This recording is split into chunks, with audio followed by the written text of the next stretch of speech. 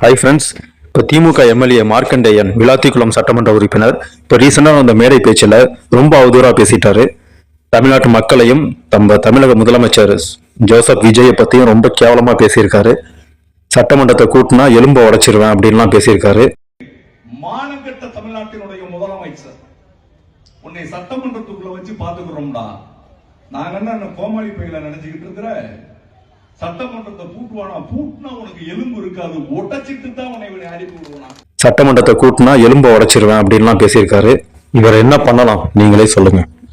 கோவில்பட்டியில் நடைபெற்ற திமுக பொதுக்கூட்டத்தில் பங்கேற்ற மார்க்கண்டேயன் முதல்வர் ஜோசப் விஜய் குறித்து அவதூறாக பேசியதாக குற்றம் சாட்டப்பட்டுள்ளார். தாவேகா வடக்கு மாவட்ட செயலாளர் பாலசுப்ரமணியன், வழக்கறிஞர் விஜி காவல் நிலையத்தில் புகார் அளித்துள்ளனர்.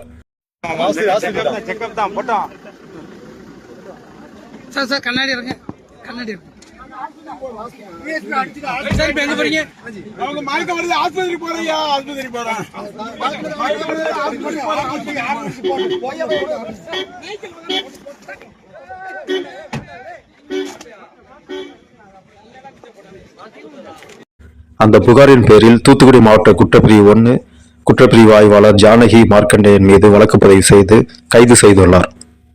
11 மணி நேரம் விசாரணை நடைபெற்றது. விசாரணையின் போது தன்னை துப்பாக்கி முனையில் மிரட்டியதாக குற்றம் சாட்டியுள்ளார்.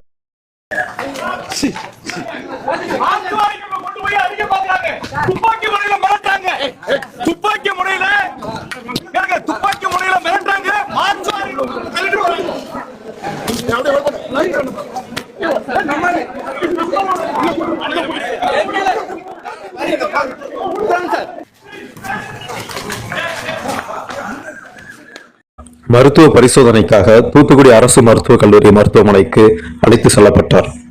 தூத்துக்குடி JM கோர்ட் 1 குற்றவியல் நீதித்துறை நடுவர் சுமதி முன்பு ஆஜர்படுத்தப்பட்டுள்ளார். இப்ப ஆட்சி முன்னாடி மாதிரி இல்லைங்க.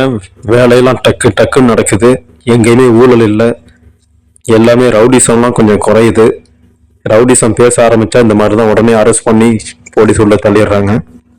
ஊழல் கம்மியாகிறது நம்ம எல்லா இடத்துலையும் கண் கூட பார்க்க முடியுது.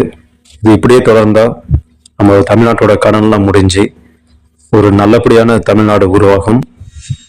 நல்லதே நடக்கும். Thank you friends.